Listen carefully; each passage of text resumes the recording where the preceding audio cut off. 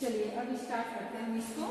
वाच्य, सबसे पहले आपको वाच्य का अर्थ, अब कोई बताएगा कि वाच्य किसे कहते हैं।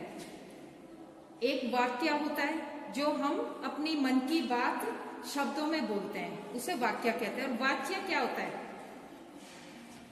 हाँ,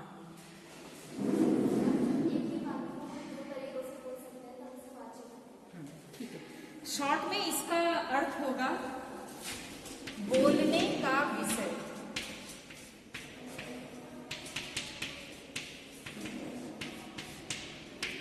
ठीक है, वाच्य का अर्थ है बोलने का विषय। हम किस चीज को किस तरह से बोल रहे हैं, किस विषय में हम किस तरह से बात कर रहे हैं। जैसे इसमें अभी मैं आपको उदाहरण दूंगी। ठीक है, बोलने का विषय, जो क्रिया, जो कार्य किया जाता है ना, क्रिया के बारे में जो बात हो रही है वही वाच्य होता है। क्रिया के विधान को,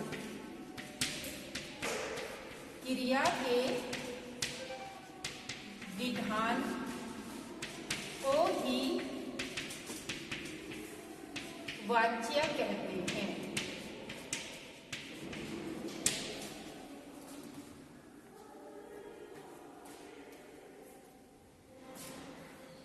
इसकी परिभाषा आप लिख सकते हैं।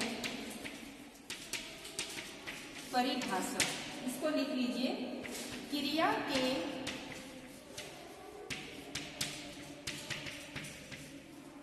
जिस रूप से,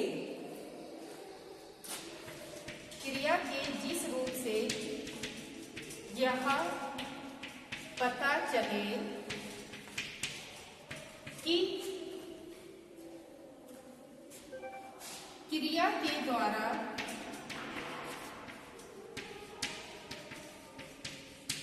किए गए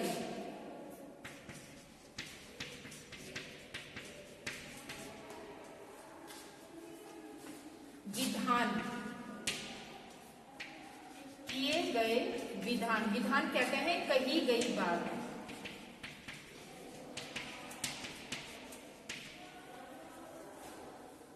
का विषय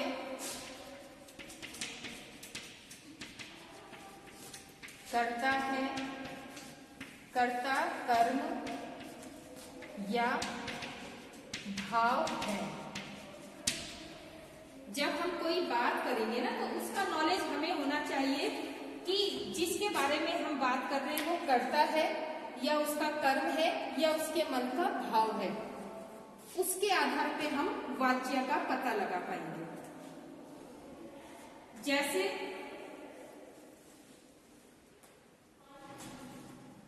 रमेश पुस्तक पढ़ता है। अब यहां पर रमेश पुस्तक पढ़ता है, इसमें क्या पता लग रहा है हमें? कर्ता कर्म या भाव।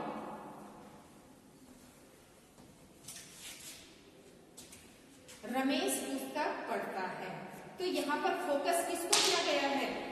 रमेश को ना, तो यहां पर कर्ता है, ये कर्ता है। और जहां पर कर्ता पर फोकस किया जाता है वहां पर कर्तृवाच्य होता है। ठीक है, कर्तृवाच्य। अभी मैं ये वाच्य भी समझाऊंगी आपको। तो ये रमेश पुस्तक पढ़ता है, रमेश पे फोकस हो रहा है, तो यहां पर कर्तृवाच्य है। दूसरा वाक्य हम लिख सकते हैं, उसके द्वारा पढ़ा जाता है।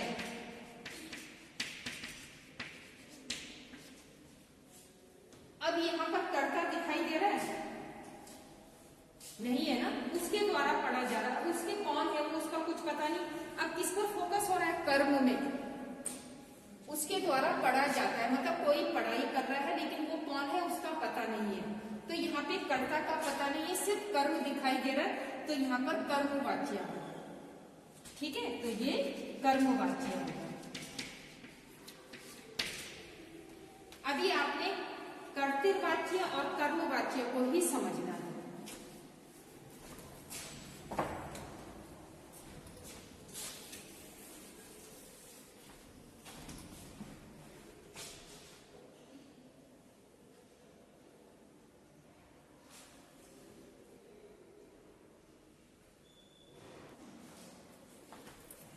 सबसे पहले समझेंगे हम वाच्य दो प्रकार के होते हैं। वाच्य दो प्रकार के होते हैं, कर्तृवाच्य और अकर्तृवाच्य।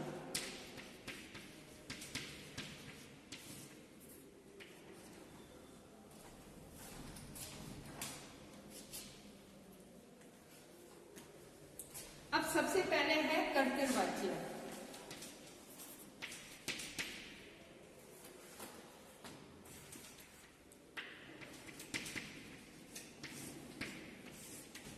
अब देखिए कर्तृवाच्य क्या होता है।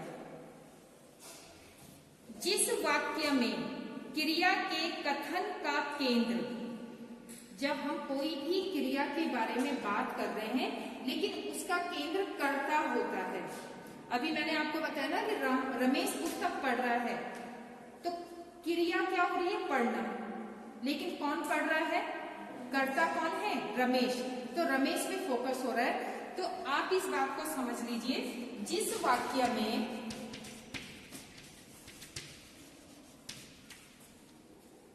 क्रिया के कथन का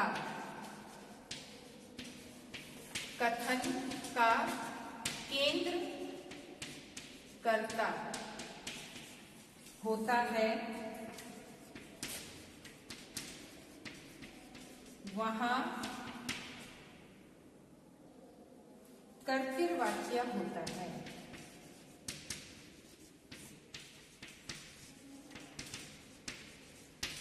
अब अगर आपको इतना लंबा चौड़ा इसकी परिभाषा याद ना रहे तो कर्तृवाच्य को समझने का सबसे सरल तरीका है जो वाक्य, जिस वाक्य में से और द्वारा ना लगा हो, सिंपल सरल भाषा में बोला गया हो, वहां पर कर्तृवाच्य होता है। जैसे मैंने कहा रमेश पढ़ता है, राम घर जाता है, राम भागता है, या राम खाना खाता है, बच्चे पढ़ रहे हैं। तो यहाँ पर जो सरल भाषा में हम बोल रहे हैं वो कर्तृवाच्य होता है। अगर मैं ये बोलती कि राम से पढ़ा जाता है, राम से घर जाया जाता है, राम के द्वारा खाना खाया जाता है, तो यहाँ पर से और के द्वारा लग रहा है, तो वहां पर कर्तृवाच्य नहीं होगा। ठीक है, जो सरल भाषा में से और के द्वारा के बिना बोला जाता है वहां पर कर्तृवाच्य होगा। बस इस चीज को आप ध्यान रखिए, सरल वाक्य जहां पे होगा। ठीक है। अब दूसरा है अकर्तृवाच्य।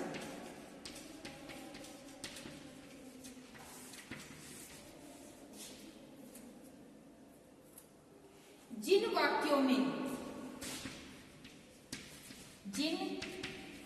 वाक्यों में क्रिया के कथन का केंद्र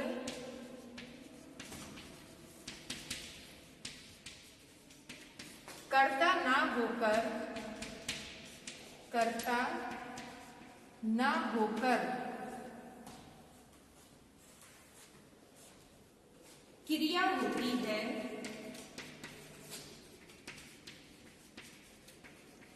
उसे अकर्तृवाच्य कहते हैं।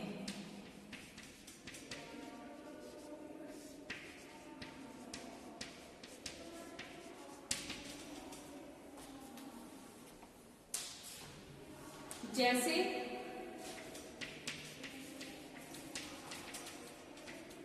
उसने गीत गाया, या रोगी से सोया नहीं जाता। अब देखिए यहाँ पर उसने गीत गाया, यहाँ पे कर्ता कोई नहीं दिखाई दे रहा है, सिर्फ यहाँ पे उसका कर्म दिखाई दे रहा है, उसने गीत गाया, तो यहाँ पर अकर्तृवाच्य होगा। रोगी से सोया नहीं जाता, रोगी बहुत सारे रोगी हैं, किसी एक पर्टिकुलर रोगी का नाम यहाँ नहीं लिया गया है, तो यहाँ भी क्या होगा? अकर्तृवाच्य होगा। ठीक है, इतना समझ में आ गया आपको कि जहां पर किसी का नाम लेके सिंपल सरल भाषा में कहा जाए वहां कर्तृवाच्य होता है, और जहां पर कर्ता ना हो सिर्फ कर्म दिखाई दे वहां अकर्तृवाच्य होता है। ठीक है, इसके दो भेद हैं, कर्तृवाच्य और अकर्तृवाच्य। अब सबसे पहले हमने कर्तृवाच्य को समझना है।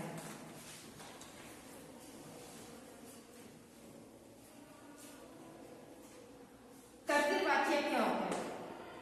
जिस वाक्य में क्रिया का कथन, जिस वाक्य में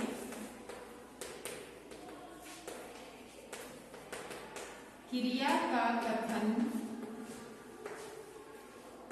कर्ता होता है, ठीक है, जिसमें हम फोकस किसी नाम पे करते हैं, कर्ता होता है, वहां कर्तृवाच्य होता है।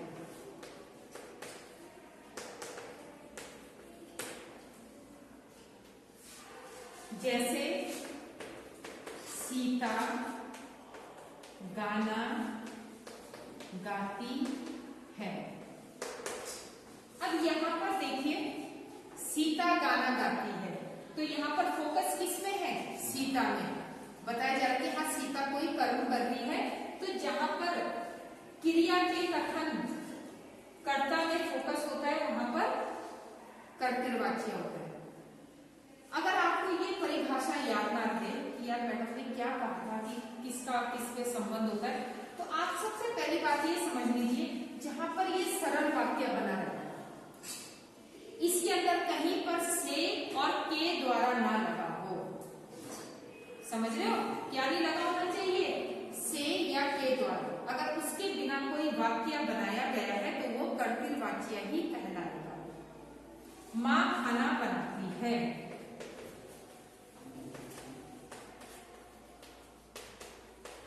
तो ये क्या हुआ? कर्तृवाच्य। यहाँ पे कहीं पर से और के द्वारा लगा हुआ है? नहीं लगा हुआ है, तो यहाँ पर कर्तृवाच्य हो। अब अकर्तृवाच्य को समझिए, ये है अकर्तृवाच्य। जिन वाक्यों में क्रिया के कथन का केंद्र, जिन वाक्यों में कथन का केंद्र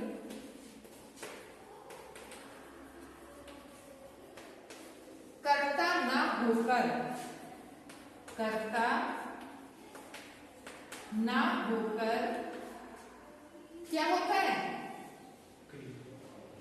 कर्ता ना होकर उसका कर्म हो, ठीक है, उसका कर्म हो, वहां अकर्तृवाच्य होता है।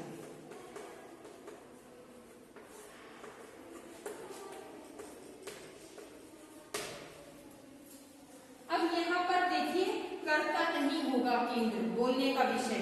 जैसे उससे गाना गाया जाता है, उससे गाना गाया जाता है।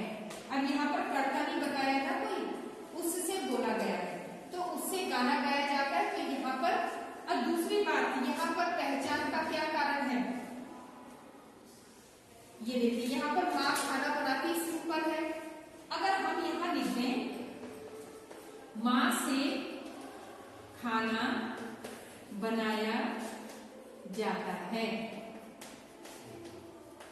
यहाँ पर क्या आ गया? से लगाना, इसमें भी क्या था? से, तो यहाँ पर क्या होगा? अब कर्तृवाच्य, ठीक है, कर्तृवाच्य में सिंपल सरल वाक्य होगा और अकर्तृवाच्य में से या के द्वारा लगा होगा। अब अकर्तृवाच्य के भी दो भेद होते हैं, कौन कौन से? सबसे पहला है कर्मवाच्य।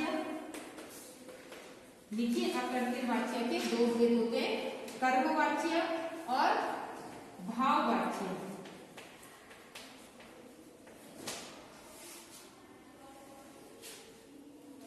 कर्मवाच्य वाच्य और भाव वाच्य।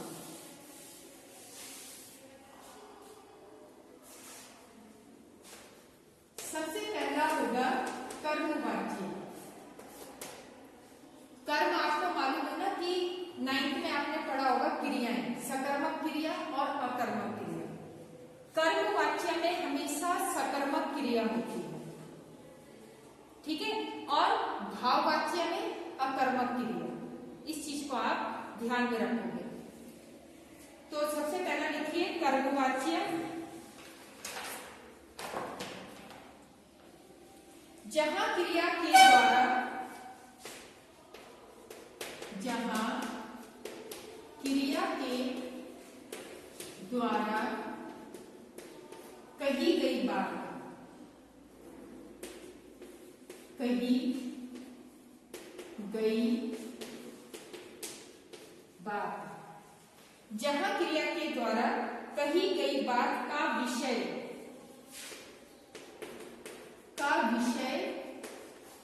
कर्ता न होकर कर्म होता है, कर्ता न होकर कर्म होता है, वहां कर्मवाच्य होता है।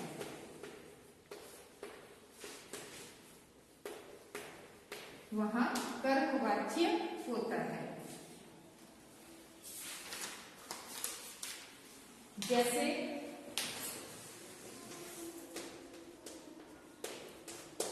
धोबी से कपड़े धोए जाते हैं। अब यहां पर किसी एक धोबी का नाम तो नहीं लिखा है ना, तो धोबी से कपड़े धोए जाते हैं। तो यहां पर कैसे पहचान हो रही है? अगर आपको इससे भी पता ना चले कि यह नाम आएगा या नहीं, तो क्या है इसकी पहचान? हाँ, यहाँ पर धोबी से या धोबी के द्वारा कपड़े धोए जाते। अब कपड़े धोना एक क्या है? क्रिया है, कर्म हो रहा है। तो यहाँ पे पता होना चाहिए कपड़े धोना कर्म है, तो यहाँ पर कर्मवाच्य होगा, ठीक है। राधा से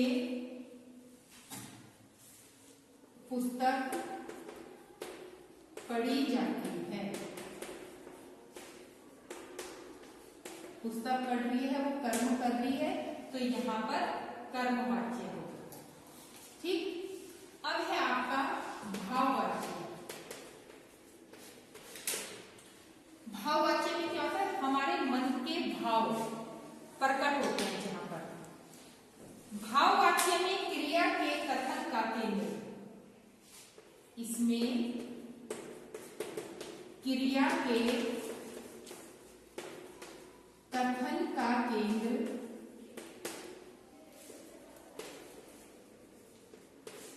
कर्म ना होकर भाव होता है।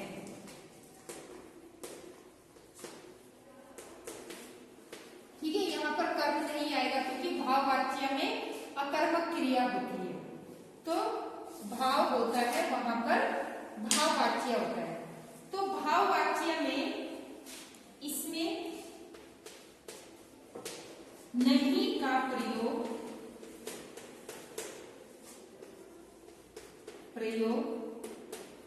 होता है। अक्सर भाववाच्य में आप जहां पर देखोगे वहां पर नहीं का प्रयोग होगा, और जहां पर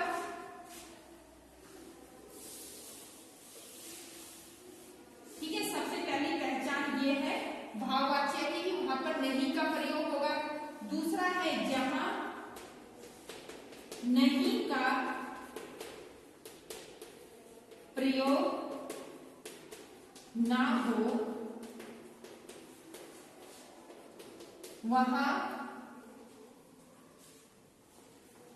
इच्छा का बोध होता है। वहां इच्छा का बोध होता है। अब यहां पर देखिए दो पॉइंट आए हैं कि जैसे मुझसे चला नहीं जाता। ठीक है, यहां पर नहीं आ गया और से भी आ गया। इसकी अगर आपको अकर्मक क्रिया सकर्मक क्रिया का पता ना चले तो सबसे पहले तो से आ गया और दूसरा उसमें नहीं का प्रयोग आ जाता है। ठीक है, तो मुझसे चला नहीं जाता, ये हम क्या बोल रहे हैं, हम चलते चलते रुक गए और हमने बोला कि भाई अब मुझसे चला नहीं जाता। तो अब मैं कोई कर्म तो नहीं कर रही हूँ ना, मैं सिर्फ बोल रही हूँ अपने मन की बात कि मुझसे चला नहीं जाता। तो यहाँ पर भाववाच्य होगा जहां पर हम अपने मन के भाव बताएंगे। दूसरा, अब जहां पर नहीं का प्रयोग ना हो, चलो चला जाए।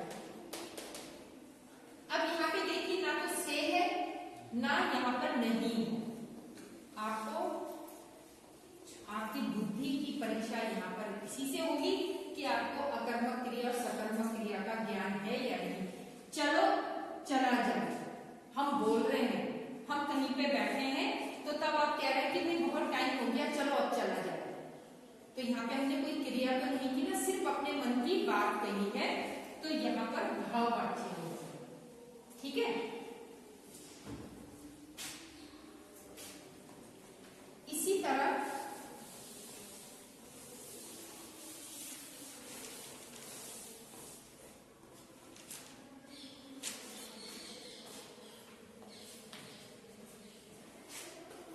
बच्चा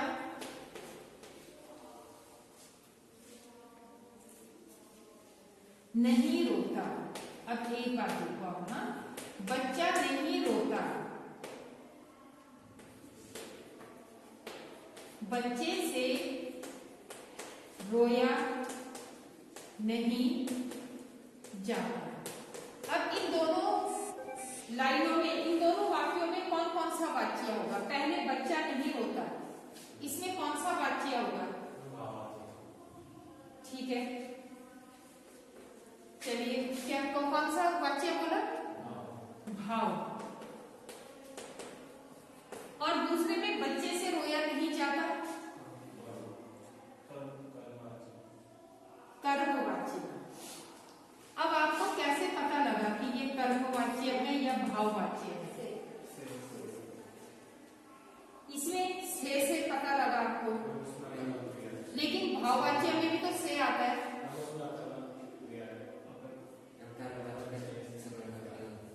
कर्मवाच्य में सकर्मक क्रिया होती है, तो ये कर्मवाच्य लग रहा है आपको? रोना, हंसना, दौड़ना, सोना, नहाना, ये कर्मवाच्य क्रियाएं नहीं होती हैं, ये अकर्मक क्रिया होती है। समझ रहे हो?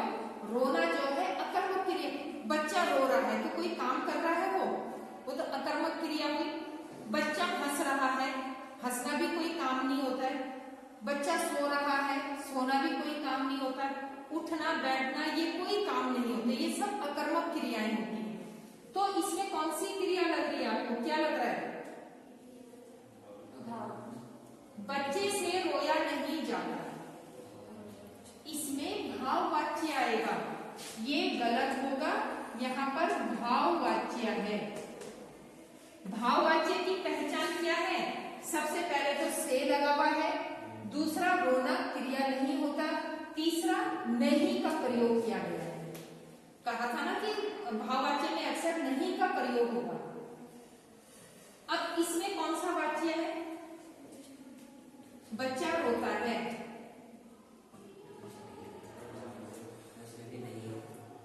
नहीं सॉरी, बच्चा नहीं रोता, तो ये कौन सा है इसमें? नहीं, भाववाच्य नहीं होगा। अब देखिए, यहीं पे आपको थोड़ा सा समझना होगा। यहां पे था मुझसे चल, अगर मैं ये बोलती मुझसे चला नहीं जाता, से का भी तो प्रयोग होता है भाववाच्य में, नहीं का तो होगा, कहीं पर नहीं होगा, नहीं भी होगा, लेकिन से हर जगह होगा। से, अब यहां पर देखिए बच्चा नहीं रोता, ये सिंपल सी बात बोली गई है ना, भाई बच्चा नहीं रो रहा है, तो ये क्या हो गया, कर्तृ वाच्य बन गया ना। ये तो सिंपल सरल वाक्य हम बोल रहे हैं। अब हमने बोल दिया, फिर थोड़ा बड़ा चढ़ा के बोला कि बच्चे से रोया नहीं जाता, तो ये से लगने के कारण ये भाव वाच्य हो, और यहाँ पर ये कर्तृ वाच्य है, क्योंकि यहाँ पर सरल भाषा में कहा गया है बच्चा नहीं रोता।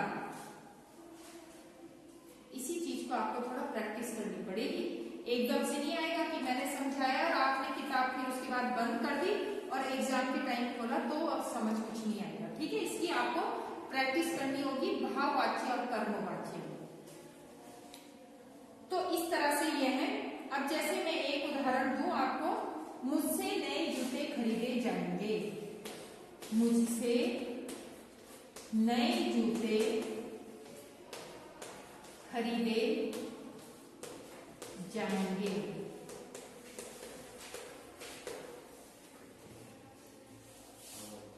ठीक है, अब मैं नए जूते खरीदूंगा। अब इसमें बताइए कौन सा वाक्य है, मुझसे नए जूते खरीदे जाएंगे। मुझसे ये कर्म करेगा ना, यहाँ पर मुझसे से भी लगा हुआ है, तो यहाँ पर क्या है, कर्म वाच्य है। यहाँ पर कर्म हो रहा है, जूते खरीदने का काम किया जा रहा है। मैं नए जूते खरीदूंगा, मैं जूते खरीदूंगा, बताओ क्या होगा।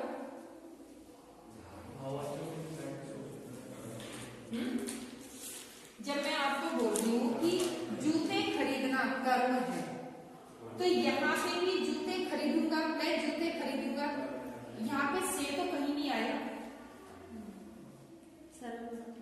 और से आ भी गया तो ये से आया था ना, तो ये कर्मवाच्य में आया है। कर्मवाच्य से हम कभी भाववाच्य नहीं बना सकते। ठीक है, कर्तृवाच्य से कर्मवाच्य बन सकता है, कर्मवाच्य से कर्तृवाच्य बन सकता है, कर्तृवाच्य से भाववाच्य बन सकता है, लेकिन कर्मवाच्य से भाववाच्य नहीं बनेगा। क्यों? क्योंकि कर्मवाच्य में कर्म होता है, क्रिया होती है, और भाववाच्य में क्रिया नहीं होती। तो जब आपको ये लगा कि मुझसे नए जूते खरीदे जाएंगे, ये कर्मवाच्य है, तो कर्मवाच्य को हम भाववाच्य तो बना ही नहीं सकते, तो ये कौन सा वाच्य होगा, कर्तृवाच्य। ये सरल भाषा में बोला गया है कि मैं नए जूते खरीदूंगा, ये कर्तृवाच्य है। अगर मैं आपको दूंगी अभी कि कर्मवाच्य से भाववाच्य बनाइए, तो वो नहीं बनेगा, क्योंकि कर्मवाच्य में कर्म हो रहा है, भाववाच्य तो अकर्मक क्रिया होती है, तो वो बन ही नहीं सकता है। ठीक है, कर्तृ से अकर्तृ बन सकता है, कर्तृ से कर्म बन सकता है, लेकिन कर्म से भाववाच्य नहीं बनेगा। तो ये क्या है, कर्मवाच्य, और ये क्या हो गया, कर्तृवाच्य। तो ये इस तरह से आपने अपनी नोटबुक में इसके उदाहरण लिखने हैं और इनको अच्छी तरह समझना।